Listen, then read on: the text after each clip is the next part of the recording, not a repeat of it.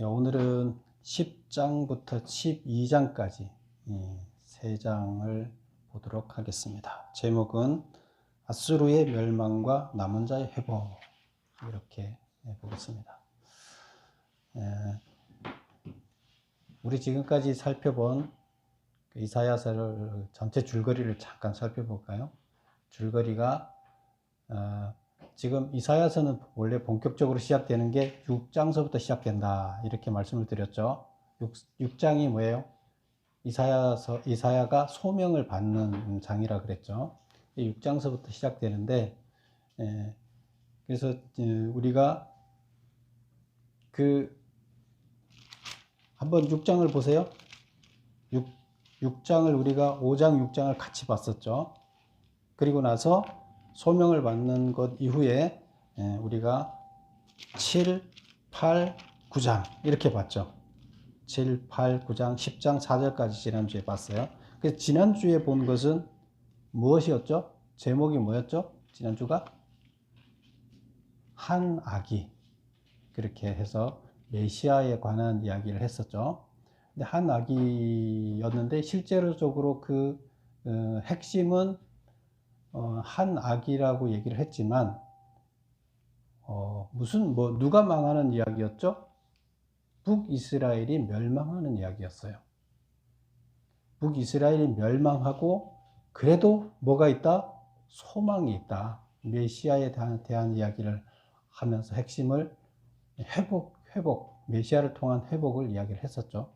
그래서 실제적으로 그 줄거리는 첫 이사야가 소명을 6장에서 받고 처음으로 한 이야기는 이스라엘이 망한다, 북이스라엘이 망한다, 이 얘기였어요.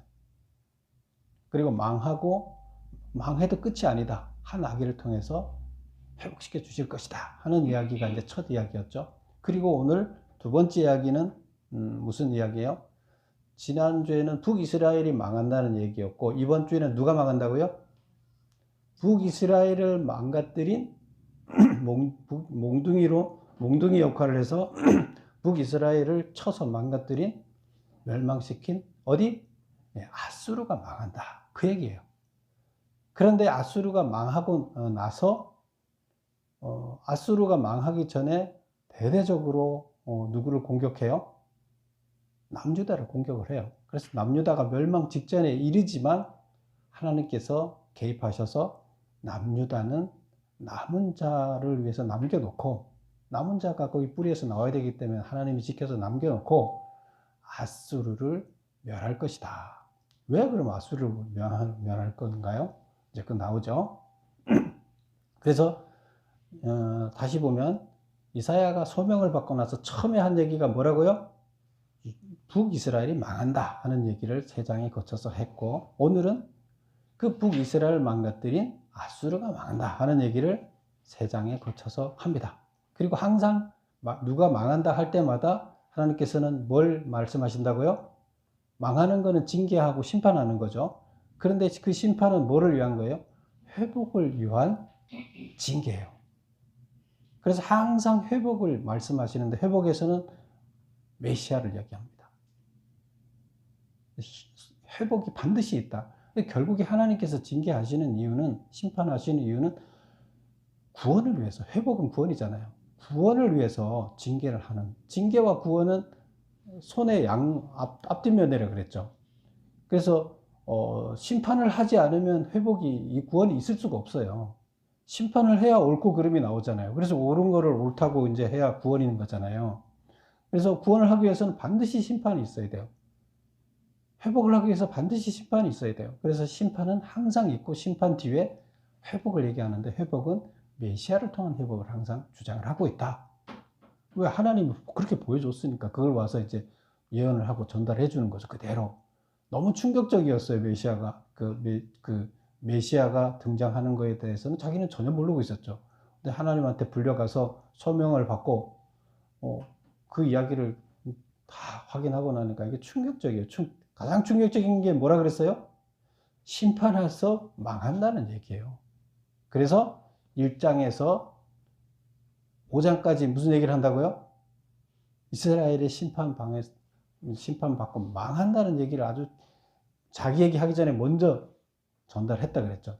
그래서 그 얘기를 하고 나서 5장에서는 아직 노래까지 만들어서 정리를 하고 이제 얘기를 시작했다. 그래서 첫 얘기가 북이스라엘 망한다, 아수르 망한다. 그래서 오늘 아수르 망한다 얘기가 나온다는 겁니다. 그래서 오늘 이야기는 그 5절에서부터 10장 5절에서부터 시작되는데요. 메모 전체적으로 보면 녹색으로 된 거 타이틀을 한번 볼게요. 첫 번째가 다 같이 한번 읽어볼까요? 타이틀 시작. 아수르의 멸망과 남은 자의 회복을 예언했다. 누구의 멸망이요? 아수르의 멸망과 남은 자가 회복된다는 것을 예언했다. 이게 몇 장이에요? 10장. 그 다음에 11장 볼까요? 또 다 같이 한번 읽어볼까요? 시작. 메시아 왕국의 도래를 예언했다. 남은 자가 회복되면 남은 자 회복을 통해서 메시아 왕국이 만들어진다. 하나님 나라가 만들어진다 하는 것을 예언했는데 그 11장 어떻게 그 나라가 어떤지를 이제 이야기하고 있고 그 다음에 12장은 뭘까요? 다 같이 한번 읽어보겠습니다. 시작. 메시아 왕국에서 감사 찬송하리라고 예언했다. 그렇게 되면 메시아가 통치하는 나라가 됐죠. 그러면 그 나라에서 백성들이 회복된 자들이 남은 자들이 뭘 한다는 거예요? 하나님께 감사 찬송을 드리는 이야기. 그래서 오늘 전체 줄거리는 이렇습니다. 그러면 10장부터 보겠습니다. 아수르가 멸망을 하고 남은 자가 회복될 건데 아수르가 왜 멸망을 할까요? 1번 보겠습니다. 하나님은 아수르를 진노의 막대기로 사용하셨다. 하나님은 아수르를 통해 무엇을 하려고 하셨는가? 아수르는 어떻게 행동했는가? 하나님이 아수르를 사용했다고 나오죠. 그러니까 하나님께서는 우리 역사를 누가 주관한다 그랬어요? 하나님이 주관해요? 우리가 주관해요? 하나님이 주관해요. 농장의 주인은 누구예요? 하나님이에요. 그런데 일꾼은 누구예요? 맡아갖고 경영을 하는 사람은 계획을 다 해서 시키는 분은 계획하고 시키시는 분은 하나님이에요. 그러면 하나님의 계획대로 움직이는 거죠. 우리의 계획대로 움직이는 게 아니죠. 근데 우리는 하나님의 계획을 받아서 종이기 때문에 관리를 하는 거예요. 잘 관리를 하는 거예요. 그게 바로 우리의 역할이에요. 그런데 마치 우리가 내가 이 하나님의 눈에 안 보이니까 나한테 맡겨놨으니까 내가 알아서 다 하는 것처럼 생각하고 내 마음대로 하면 어떻게 될까요? 고난을 남용하는 게 되는 거예요. 그러면 죄인이 되는 거예요. 그래서 하나님의 뜻인지 그러면 분별해야 되겠죠. 하나님의 뜻이 뭔지 분별을 못하면 내 마음대로 하게 되는 거예요. 잘못 이해하거나 하나님의 뜻을 이해했더라도 나는 그게 싫어. 내 멋대로 하고 싶어. 이것도 잘못된 거지만 하나님의 뜻을 이해 못해서 잘못 이해하는 것도 내 잘못인 거죠. 죄가 되는 거죠. 그래서 여기서 보면 하나님은 역사를 주관하는데 그러면 아수르도 사용을 하신 거예요. 아수르도 사용하는데 뭘로 사용했다고요? 몽둥이로 사용했다는 거예요. 그래서 누군가를 징계하는 몽둥이로 사용됐는데 그러면 그 몽둥이가 사용되고 잘 사용돼서 하나님한테 칭찬받을 수 있을까요? 없을까요? 몽둥이가 칭찬받을 수 있을까요? 없을까요? 있을 수도 있어요. 그 칭찬받아야 돼요. 하나님이 사용했으면. 그런데 칭찬받지 못하고 몽둥이가 사용된 다음에 버려지는 경우가 대부분이에요. 왜 그럴까요? 자기가 마치 잘난 줄 맡겨놨더니 자기가 잘난 거라. 몽둥이 역할을 해보니까 좋잖아요. 자기가 대장인 것 같아. 그 다음부터 자기 세상인 거예요. 하나님의 뜻이 뭔지 관심도 없고요. 자기가 다 할 수 있는 걸로 알고 자기 마음대로 휘젓는 거예요. 칼을 휘두르는 거예요. 그러면 하나님이 뭐라 하겠어요? 야, 내가 그걸 시켰어? 이것만 하라 그랬지? 너 가서 혼내주라 그랬지? 내가 걔 죽이라 그랬어? 이런 거죠. 근데 얘는 자기 마음대로 죽일 놈 살릴 놈 자기가 구분해서 알아서 하는 거예요. 그럼 하나님이 야, 내가 가서 몇 대 때려주고 오라 그랬지? 정신 차리라고 가서 혼내주고 오라 그랬지? 너 죽이라 그랬어? 이렇게 하는 거죠. 자, 바로 그겁니다. 자, 메모 보겠습니다. 첫 번째 질문이 뭐예요? 하나님은 아수르를 통해 무엇을 하려고 하나? 아수르한테 뭘 시켰느냐는 거예요. 자, 1번. 경건하지 아니한 나라를 치게 하며 내가 그에게 명령하여 나를 노하게 한 백성을 쳐서 탈취하여 노력하게 하여 그들을 길거리의 진흙같이 짓밟게 하도록 했다. 이거 징계하도록 하는 거예요. 그렇죠? 근데 징계를 하나님께서 왜 해요? 죽이기 위해서 하나요? 아니죠. 즉 징계함으로 돌이키게 하려고 하는 거예요. 그래서 이제 불순물이 잔뜩 들어가 있어서 그냥 놔두면 이걸 쓸 수가 없어요. 우리 이 머릿속에, 우리 인간들의 생각 속에 불순물이 잔뜩 들어가 있어요. 그래서 이게 마치 마약 같은 불순물이 들어가 있는데 그 불순물이 그 사람을 지배하고 있고 그 마약이 그 사람을 지배하고 있으면 이 사람이 제정신으로 살 수가 없잖아요. 그럼 하나님은 마약에 취해 있는 그를 마약에서부터 건져내야 돼요. 그렇게 하려면 어떻게 해요? 불순물이 들어가 있는 걸 용광로에 집어넣는 거죠. 집어넣어서 불순물을 빼내야지 그를 살릴 수가 있는 거예요. 그 작업을 해야 돼요. 용광로 같은 작업이, 몽둥이 같은 작업이 같은 표현인 거예요. 용광로 작업을 해서 마약에 취해 있는 자로부터 제정신 차리게 용광로에 들어가서 불순물을 제거하고 순금으로 만들어내야 돼요. 그래야 그를 다시 사용할 수가 있어요. 하나님은 반드시 이게 필요해요. 그래서 그 자를 다시 남은 자로 쓰고 싶어 해요. 하나님은 하나도 버리고 싶어 하지 않아요. 그래서 어떻게 하는 거예요? 누군가를 그러면 용광로가 돼주고 누군가 몽둥이가 돼야지 정신을 차릴 거 아니에요. 그를 정신 차리게 하고 순금으로 만들어낼 거 아니에요. 그래서 지금 아수르를 하나님께서는 그렇게 사용하셨다. 그런데 아수르는 어떻게 하고 있어요? 아수르는 그럼 그걸 어떻게 이해했나요? 아수르는 허다한 나라를 파괴하며 멸절하려 하는도다. 즉 징계 이상의 고난을 행사한다는 거예요. 이건 지금 예언이죠. 아직 먼 미래에 발생할 것을 지금 예언하고 있어요. 지금 보여주는 거예요. 하나님한테 갔더니 보여줘서 그거를 갖고 와서 백성들한테 알려주는 거예요. 그래서 이스라엘이 이렇게 죄를 져서 마약에 취해져서 우상으로 가득 채워져서 그 머릿속에 있는 걸 다 우상의 그 사고방식을 다 빼버려야 되는데 아수르를 통해서 그걸 했더니 아수르가 뭘 하는 거예요? 이거 다 죽이는 거예요. 싹 죽이고 자기 혼자 살아남겠다고 하는 거예요. 하나님이 아수르에 대해서 뭐라 그러겠어요? 야, 너 이제 더 이상 못 써먹겠다. 너도 버려야 되겠다. 이제 그렇게 하는 거죠. 자, 2번 보겠습니다. 하나님은 아수르를 멸망시키겠다고 하셨다. 그 시기는 언제인가? 그 이유는 무엇인가? 우리 본문을 한번 읽어볼까요? 12절을 한번 볼까요? 그러므로가 뭐예요?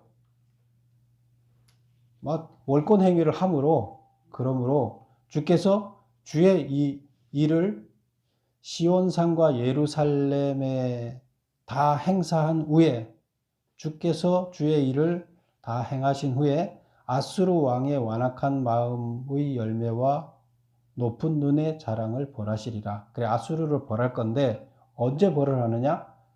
주께서 시킨 주의 일을 시온산과 예루살렘에서 다 행한다. 시온과 예루살렘은 어디예요? 유다죠.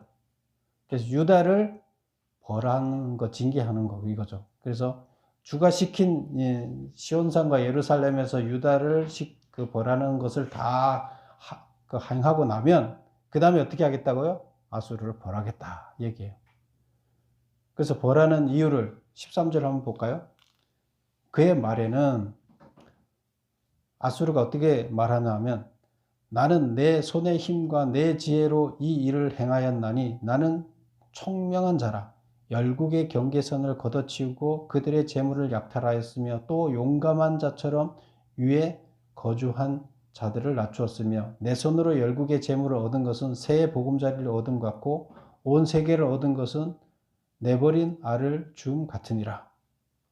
그래서 이제 막 왕성해지고 막 나라들을 다 연합해갖고 다 가는 데마다 이기니까 이제 어디까지 가겠다고 하나 하면 아프리카까지 다 점령을 하겠다는 거예요. 그래서 북쪽에 있는 지금 메소포타미아 지역에 있는 나라들이 융성하면 어디까지 간다고요? 에집트 문명을 삼켜버리고 에집트 문명 뒤쪽에 있는 아프리카까지 삼켜버리는 게 이들의 욕심이에요. 또 반대로 이집트가 왕성해지면 어떻게 해요? 이 메소포타미아 문명을 지니까 삼켜버리겠다. 이게 욕심이에요. 항상 그 이스라엘은 그 가운데 놓여 있는 거죠. 그래서 지금 얘네들은 자기네가 지금 잘났다고, 지금 자기네가 다 했다, 내 손으로 다 하고 빈집을 내가 얻는 것처럼 다 얻었다, 내가 능력자다, 이제 이렇게 이제 교만해졌다는 거죠. 자, 2번. 하나님은 아수르를 멸망시키겠다고 하셨다. 그 시기는 언젠가? 멸망의 시기는 주께서 주의 일을 시온산과 예루살렘에 다 행하신 후, 즉 유다의 몽둥이로 사용한 후, 그런 뜻이에요. 그렇죠? 그래서 주가 시킨 일을 아수르가 다 한 후에, 그게 뭐예요? 예루살렘과 시온에서 주가 시킨 일을 다 한다는 것은 유다를 정신 바짝 차리게 해주고 몽둥이질을 한 다음에 다 써먹었으니까 이 몽둥이를 어떻게 하겠다? 부러뜨려서 갖다 버려버리겠다. 왜? 이 교만해졌기 때문에. 2번 보겠습니다. 그럼 그 이유는 뭐라고요? 그 이유는 완악한 마음의 열매. 이 마음이 아주 완악해져 있어요. 그 다음에 높은 눈의 자랑. 자기 눈이 너무 높아서 자기 교만이 가득 찼다는 거죠. 즉 하나님이 아닌 자신이 이루었다고 생각하는 교만과 징계를 넘어서 멸망까지 시키는 월권 행위를 하기 때문이다. 모든 게 하나님의 하고 상관없고 내가 잘나서 모든 게 내가 잘해서 여기까지 왔다. 나라들을 다 점령했다. 하나님의 몽둥이로 쓰이는 건 개념이 없죠. 이 사람들은. 그 다음에 뭐예요? 월권행위. 혼내라고 했는데 걔들을 다 죽여버리는 월권행위를 했기 때문에 하나님께서는 그들을 그냥 두지 않겠다. 이렇게 하시는 거예요. 그럼 우리가 한번 생각해 보세요. 하나님 입장에서 봤을 때 몽둥이로 사용한 자들이 과연 다음에 하나님을 모르는 자들이 몽둥이로 사용되면 그 자들이 하나님 뜻에 합당하게 행할까요? 절대 안 하죠. 여기 똑같아요. 이들 아수르처럼 내가 잘나서 그랬다고 생각하지, 하나님이 나를 사용했기 때문에 내가 그들을 잘 보살펴주고 혼내주고 주는 대신 그들을 잘 보살펴주고 그들을 잘 도와주고 이렇게 하겠어요? 안 하죠. 그래서 몽둥이는 꺾어 버릴 수밖에 없는 거예요. 그런데 정말로 안 꺾이려면 어떻게 돼요? 하나님이 왜 나를 이렇게 시켰는지를 깊이 생각하고 알게 돼서 그것 하나님 뜻에 합당하게 하게 되면, 교만에 빠지지 않으면 하나님께서 그들을 얼마나 이뻐하시겠어요. 근데 그렇게 하나님을 모르는 자들이 그렇게 할 리가 없죠. 이게 문제인 거죠. 그 몽둥이가 꺾이지 않을 수가 있어요, 없어요? 하나님을 알면 안 꺾일 수 있어요.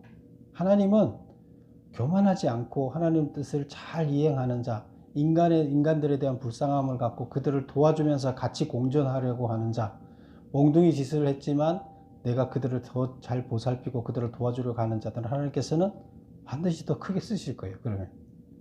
그런데 몽둥이 짓 역할을 하게 되면 세상적인 생각을 가진 자들은 반드시 꺾일 수밖에 없다. 그 다음 보겠습니다. 3번. 남은 자란 어떤 자인가?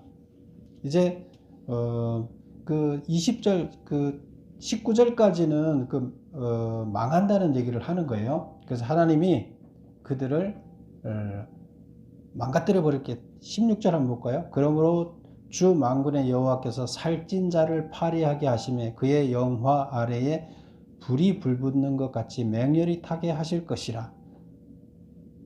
18절. 그의 숲과 기름진 밭의 영광이 전부 소멸되리니 병자가 점점 쇠약하여 감 같으리라. 19절. 그의 숲에 남은 나무의 수가 희소하여 아이라도 능히 계수할 수 없으리라. 그래서 큰 숲이 있었는데 다 불태워져서 아이들도 셀 수 있을 만큼 나무가 몇 개 안 남는다. 다 망한다는 얘기예요. 아수르가 이렇게 쫄딱 망할 것이다 를 이렇게 표현을 했어요. 그리고 20절에 이제 가서는 이제 망했으니까, 아수르가 망했으니까 하나님께서는 아수르를 망하게 하는 게 목표예요? 아니잖아요. 아수르를 왜 사용했다고요? 이스라엘을 정금같이 만들게 하기 위해서 지금 쓴 거잖아요.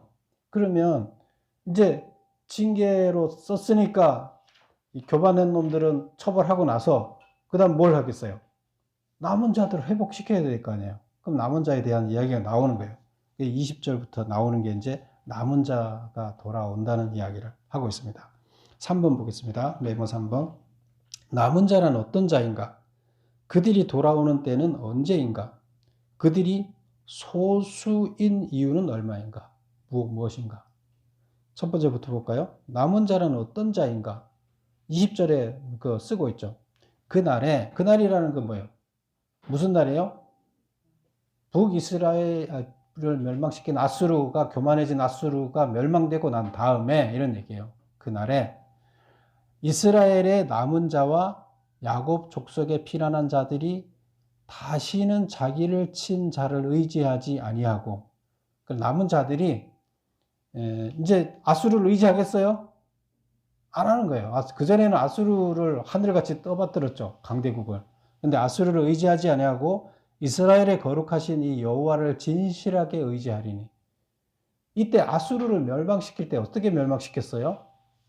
아수르가 이스라엘을 와서 포위를 해서 쫙 이스라엘 예루살렘만 남고 다 싹쓸이 했다 그랬잖아요. 사람들을 다 잡아가고. 그런데 아수르가 북이스라엘을 멸망시켰지만 남유다는 멸망 안 시켰어요. 못 시켰어요. 왜? 다 포위하고 있는데 뭐 금방 망할 줄 알았죠. 그런데 아침에 자고 일어나 보니까 하나님의 사자가 그를 어떻게 했어요? 18만 5천 명을 하나님의 군대, 하나님의 사자가 이스라엘 백성하고 상관없어요. 그들 군대를 싹 죽여버렸어요. 아수르 군대를. 어떻게 해요? 썩 죽었으면 이제 남은 자들은 남은 자도 없고 이제 끝난 거죠, 전쟁이. 그래서 하나님이 전쟁을 해서 이스라엘을 지켜준 거예요. 이스라엘 백성들이 그걸 봤어요, 안 봤어요? 그러고도 아수르를 의지하겠어요? 하나님 의지해야 되겠구나. 이제 정신 번쩍 든 거죠. 그래서 누구를 의지해요? 여호와를 신실하게 의지하게 된다는 거예요. 그래서 남은 자, 곧 야곱의 남은 자가 능히 하나님께로 돌아올 것이다. 그래서 남은 자란 어떤 거예요? 다시는 친자, 강한 자를 의지하지 아니하고 여호와를 진실하게 의지하는 자. 하나님께로 돌아온 자예요. 진심으로 중심으로 하나님이 참 신이다 깨닫고 돌아온 자를 얘기하는 거예요. 그러니까 하나님만 섬기며 살라고 결정하고 돌아온 자를 얘기하는 거예요. 그걸 봐도 이렇게 돌아오지 않은 자가 있겠죠. 중심으로 하나님을 섬기지 않는 자는 남은 자가 아니에요. 돌아온 자가 아니에요. 그 다음에 그때 돌아왔을 때는 언제인가? 언제예요? 아수르가 멸망했을 때. 그 다음에 그들이 소수인 이유는 뭔가? 그러면 그들이 돌아온 자가, 남은 자가 많겠느냐 적겠느냐? 소수라고 나와 있어요. 22절 한번 볼까요? 이스라엘이여 내 백성이 바다의 모래 같을지라도, 이스라엘 백성이 많을지라도 남은 자만 돌아오리라. 남은 자가 어떤 자라고요? 하나님을 신실하게 진심으로 의지하는 자. 하나님은 중심을 아시죠? 중심을 아시는 하나님께서 참 하나님만 의지하는 자를 골라내요, 못 골라내요? 골라내죠. 그러니까 소수라는 거예요. 작은 자밖에 없다는 거예요. 남은 자만 돌아오리라. 모래알같이 많아도 남은 자만, 하나님을 진실하게 의지하는 자만 돌아오리니 넘치는 공의로 파멸이 작정되었으며. 그럼 나머지 그 많은 자들은 어떻게 됐다고요? 왜 못 돌아와요? 공의로 파멸이 작정되었다.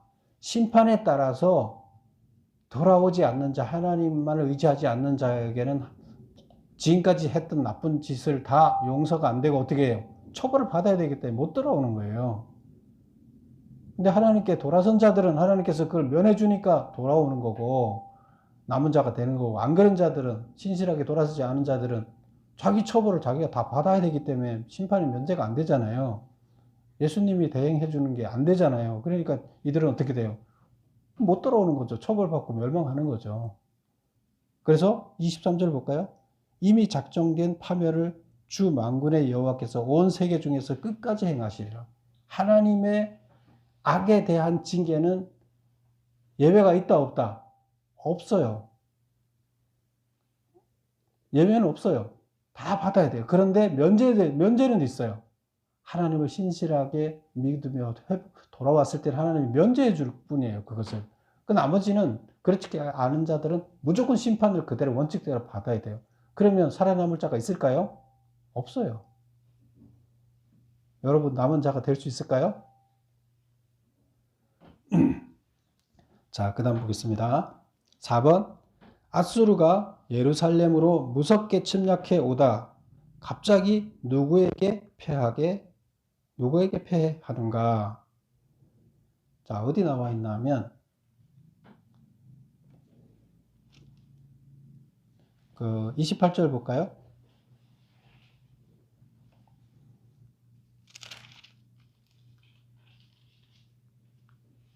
33절 볼까요? 보라 주 만군의 여호와께서 혁혁한 위력으로 그 가지를 꺾으시리니 그 장대한 자가 찢길 것이요 그 높은 자가 낮아질 것이며 쇠로 그 빽빽한 숲을 베시리니 레바논이 권능 있는 자에게 배임을 당하리라. 그래서 33절 34절 이야기는 하나님이 멸망시키는 이야기예요. 그래서 그 34절에 보면 빽빽한 숲이 베인다. 레바논이 권능 있는 자. 그 레바논은 아수르를 얘기하고 빽빽한 숲도 아수르예요. 아수르가 하나님이 벤다는 거예요. 레바논을 권능 있는 자 하나님이 벤다. 그래서 하나님의 사자로 18만 5천 명을 몰살시켰다는 얘기예요. 이게 나중에 뒤에 가면 나와요.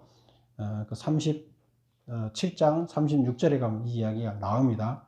근데 지금 여기서는 자세하게는 얘기를 안 하고 있지만 이렇게 하고 있고, 그런데 24절에 보면 그러므로 주 만군의 여호와께서 이르시되 시온에 거주하는 내 백성들아 아수르가 애굽이 한 것처럼 막대기로 너를 때리며 몽둥이를 들어 너를 칠지라도 그를 두려워하지 말라. 그러니까 아수르가 지금 이스라엘 예루살렘 성을 포위하고 나머지는 다 쑥대밭 이미 만들었고 예루살렘 성만 남았죠.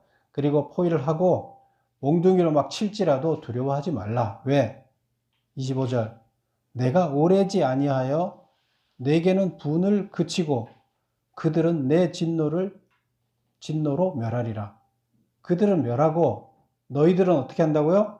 너희들한테는 진노를 그치겠다. 너희들이 매를 다 맞고 나면, 매를 맞아서 정금이 되고 나면 어떻게 하겠다고요? 이제 더 이상 진노를 안 하고, 정금이 된 너희들은 진노를 안 하고 너희들을 정금으로 만들으라고 했더니 교만해져서 자기 잘났다고 하고 자기 고난을 월권 행위를 한 아수르는 멸하겠다. 그러니까 아수르를 두려워하지 마라. 너희를 정금으로 만들기 위해서 하는데 그걸 두려워하지 마라. 내가 너희를 죽이려고 하는 게 아니다. 이제 이 얘기를 하시는 거죠.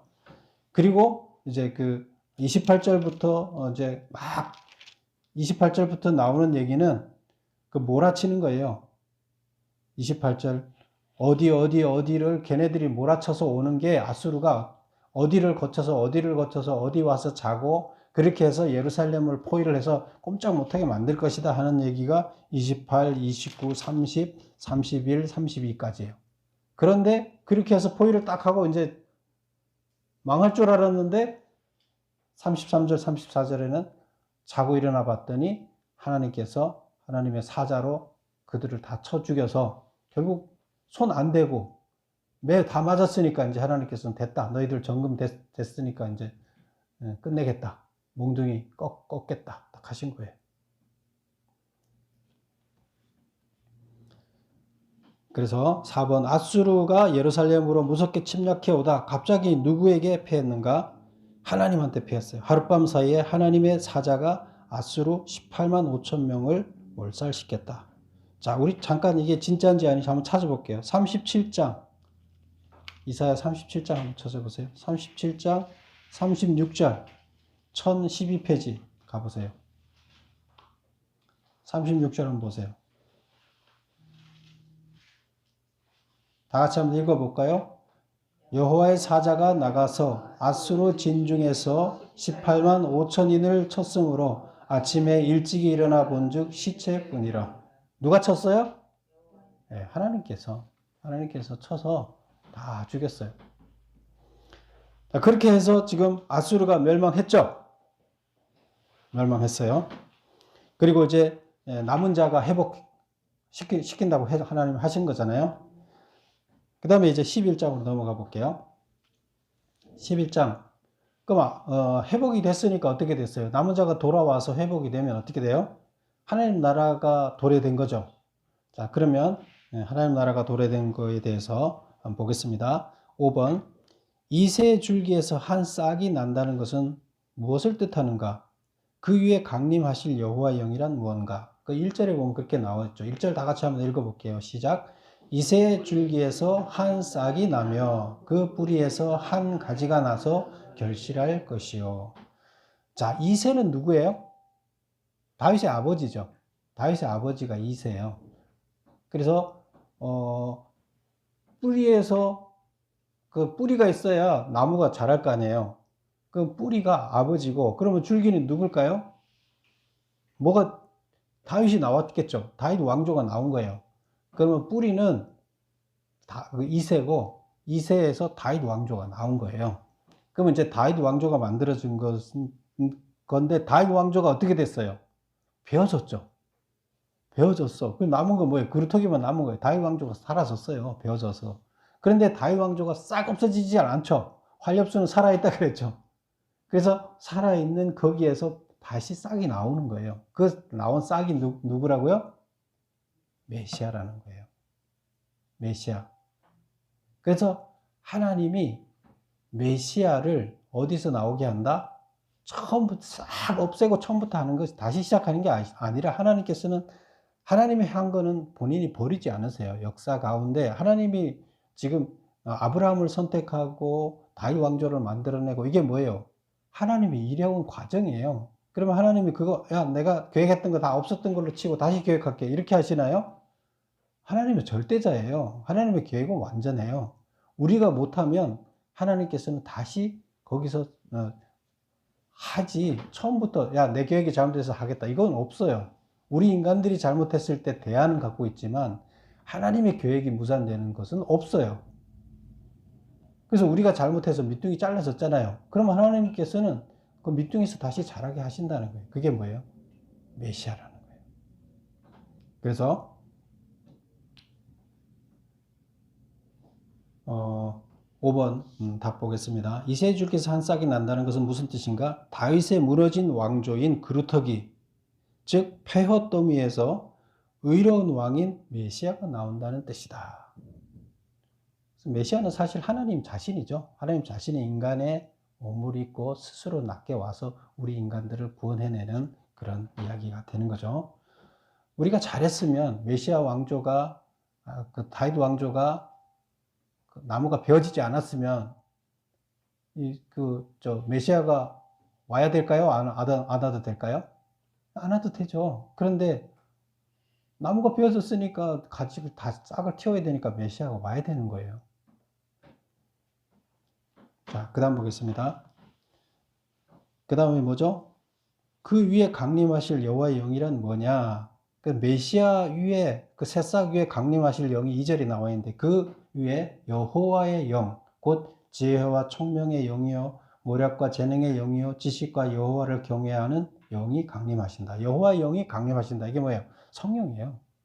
성령님이 강림하신다. 성령은 하나님이죠. 하나님, 예수님, 하나님의 아들, 하나님 다 같은 하나님이시죠. 그 다음에 6번 보겠습니다. 메시아는 어떻게 통치하시는가? 그럼 새싹이 났는데 그 새싹은 어떻게 통치를 하시는가를 쭉 다루고 있어요. 여호와를 경외함으로 경외함을 즐거움으로 삼고 여호와를 경외하는 걸 즐거움으로 삼는다는 거예요. 이게 뭐예요? 원칙이에요. 그러면 여호와를 경외하면 여호와의 말씀을 가지고 결국 통치한다는 얘기죠. 여호와의 말씀으로 여호와를 경외하면서 즐거움으로 삼고 인간의 눈과 귀로 판단하지 않고 하나님의 공의와 정직과 성실로 통치하신다. 인간의 눈으로 봤을 때 옳고 그름을 따지지 않고 뭘 가지고 중심을 보시는 하나님의 눈으로 중심으로 공의와 정직과 성실로 통치를 하신다. 그렇게 돼 있어요. 7번 보겠습니다. 메시아에 의해 만들어진 평화의 나라는 어떤 상태인가? 그렇게 되는 이유는 뭔가? 자, 메모 보겠습니다. 육식 동물이 풀을 먹게 되어 초식 동물과 평화롭게 되고, 6절 한번 볼까요? 육식 동물이 뭐예요? 이리가 육식 동물이죠. 어린 양, 초식 동물과 함께 살고, 표범은 육식 동물이죠. 염소는 초식이죠. 함께 살고. 그러면 원래 염소를 잡아먹어야 될 거 아니야. 안 잡아먹고 같이 산다는 거예요. 왜 그렇게 돼요? 육식 동물이 풀을 먹게 돼서 그렇다는 거예요. 어디 나와요? 7절에 보면 사자가 소처럼 풀을 먹을 것이며, 그래서 육식 동물들이 육식을 안 하고 초식을 한다는 거예요. 초식을 해서 그럼 육식 동물 안 잡아먹으니까 화평하게 된다는 얘기가 되는 거예요. 이제 이렇게 그 얘기를 하고 있어요. 그래서 육식 동물이 풀을 먹게 되어 초식 동물과 화평하게 되고, 그 다음에 인간과 동물의 반목이 사라지고 친화가 이루어지게 된다. 원래 그 뱀과 아담과 하와를 꼬셔서 죄를 짓게 했던 게 누구예요? 뱀이죠. 동물이죠. 그래서 어떻게 됐어요? 그들은 우리의 뒤꿈치를 물고 우리들은 그들의 머리를 상하게 하고, 이게 서로 원수가 됐죠. 그런데 이게 없어지는 게 뭐예요? 왜 없어져요? 죄 때문에 이게 됐잖아요. 그래서 죄가 없어지게 되면 이들 사이에 원인이 됐던, 반복의 원인이 됐던 게 사라진다는 거예요. 그래서 여기서 인간과 동물의 반목이 사라지고 친화가 이루어지게 된다. 이는 왜 그러냐? 십자가 사건으로 죄가 사라져 화해와 상함이 없고 여호와를 아는 지식이 세상에 충만해졌기 때문이다. 그래서 죄가 사라지게 되는 게 그냥 사라져요? 아니죠. 메시아가 스스로 자기 십자가 사건으로 인해서 죄를 없앤 사건이 일어나는 거죠. 그래서 죄를 없앰으로 인해서 뭐가 되는 거예요? 죄가 없어지니까 그 동물과 사람 간의 반목의 그 역사를 만들어냈던 죄가 사라지니까 반목할 이유가 없잖아요. 그래서 회복이 된다. 그래서 동물과 동물이, 초식 동물과 육식 동물이 화평하게 지내고 인간과 동물이 화평하고. 그래서 여기서 보면은 8절에 보면 젖먹는 아이가 독사의 구멍에서 장난하며 젖된 어린아이가 독사의 굴에 손을 넣으며 이렇게 얘기를 하죠. 그 다음에 9절에 보면 내 거룩한 산 모든 것에 해됨도 없고 상함도 없을 것이니 이는 물이 바다를 덮은 같이 여호와를 아는 지식이 세상에 충만함이라. 하나님이 어떤 분이신지를 지금 정금이 돼서 이들이 이제 제대로 이제 알게 되는 거죠. 제대로 알게 된 이들이 이 지혜가 바다에 물이 없으면 아무것도 없잖아요. 근데 물이 바다를 덮는 것처럼 이 세상을 확 덮었다는 거예요. 뭐가? 하나님을 세상 사람들이 알게 됐다는 거예요. 누구를 통해서? 남은 자들을 통해서. 그렇게 되면 어떻게 돼요? 메모 볼까요? 7번 메모 끝에 보면 이는 십자가 사건으로 죄가 사라져서 해함과 상함이 없고 여호와를 아는 지식이 세상에 충만해졌기 때문이다. 그래서 세상에 여호와를 아는 지식이 충만해졌다는 것은 그냥 하나님이 어떤 사람이다 아는 것이 아니라 진심으로 하나님과 교감하는 상태를 얘기하는 거예요. 그냥 껍질로 이렇게 그런 사람이 있대, 그런 신이 있대, 이게 아니라 마음으로 여호와를 남은 자처럼 교감하는 자, 이런 자들이 충만해졌다는 얘기가 되는 겁니다. 8절 보겠습니다. 한 싹에 대하여 열방은 어떻게 반응하는가? 지금 원래는 한 싹과 이스라엘과의 관계만 얘기했었잖아요. 그러면 이 싹과 열방과는 어떤 관계가 있느냐? 새싹은 언덕 위에 세워진 깃발처럼 높이 서게 되고, 세계 사람들은 진리의 말씀을 찾기 위해 경배하기 위해 그에게로 몰려들게 될 것이다. 그래서 10절을 한번 볼까요? 10절. 그날에 이새의 뿌리에서 한 싹이 나서 만민의 기치로 설 것이요. 높이 선다는 거였어요. 만민, 전 세계 인들한테 높이 서게 될 것이고 열방이 전 세계 사람들이 그에게로 돌아오리니 몰려든다는 거예요. 그가 거할 곳이 영화로움이라. 전 세계 사람들이 구원을 향해서 진리를 찾아서 메시아 예수님에게로 돌아온다. 교회의 확장이 일어난다. 이제 이런 얘기가 되는 겁니다. 메시아의 시대, 메시아의 세계가 확장이 된다는 것을 이제 나타내고 있습니다. 그 다음에 9번 보겠습니다. 하나님이 남은 자를 모으실 때 어떤 변화가 발생하는가? 이제 11절부터 이제 그 16절까지 나와 있는 이야기인데요. 하나님이 남은 자를 모을 때 어떤 변화가 발생하느냐? 1. 에브라임과 유다가 화평할 것이요. 에브라임은 어디예요? 원래 여기 야곱이 아내가 둘이 있었죠. 그 아내가 둘이 있었는데 큰 레아와 라헬이었죠. 그래서 레아한테서 난 자식 중에서 제일 우두머리가 그 대표로 그 집안을 대표하는 자가 누구예요? 유다예요. 그 유다가 그 여자의 그 레아의 자식의 상속자가 된 거예요. 그 다음에 라헬의 둘째 여인의 상속자는 누구예요? 요셉이죠. 아들이 둘이 있었는데 베냐민과 요셉이었는데 요셉이 상속자가 됐죠. 그래서 요셉이 또 아들이 둘이 있는데 그래서 아들이 므낫세하고 에브라임이 있었죠. 에브라임이 원래 둘째였는데 축복을 에브라임한테 장자 축복을 줬죠. 그래서 결국 두 여자한테서 각각 한 사람씩 태어난 자식이 장자권을 가진 사람이 이쪽은 유다고 라헬의 자녀는 에브라임 지파가 된 거예요. 그럼 에브라임하고 유다하고가 서로 갈등이 있을까요? 없을까요? 싸워요. 그래서 에브라임은 북이스라엘의 대표가 됐고 유다는 남유다의 대표가 돼서 맨날 남북이 또 나눠졌어요. 이렇게 해서 결국에 그 근본 뿌리는 뭐예요? 마누라가 둘이어서 나눠진 거예요. 그리고 거기서부터 나눠져서 끝까지 이렇게 나눠져서 싸우는 거예요. 그래서 여기서 본문에서 보면 이렇게 얘기를 하고 있죠. 13절 볼까요? 에브라임의 질투는 없어지고 유다를 괴롭게 하던 자는 끊어지며 에브라임은 유다를 질투하지 아니하며 유다는 에브라임을 괴롭히지 아니하며 남북이 서로 그 여자 두 마누라로부터 생긴 갈등이 이스라엘 지파 남북으로 분단이 되고 결국에는 그들이 서로 질투하고 싸우고 유다가 더 강해지니까 이제 에브라임은 질투한다고 이렇게 표현을 하는 거고요. 그래서 둘이 서로 싸운 관계가 화해가 이루어졌다. 이런 얘기가 되는 거예요. 그 다음에 동서로 그 통치의 확대가 일어날 것이다. 여기 보면 원래는 동쪽에는 암몬이니 모압이니 이런 나라들이 있다 그랬죠. 그래 그런 나라들을 다 지배하게 될 것이다. 그 다음에 서쪽으로는 블레셋이 있었죠.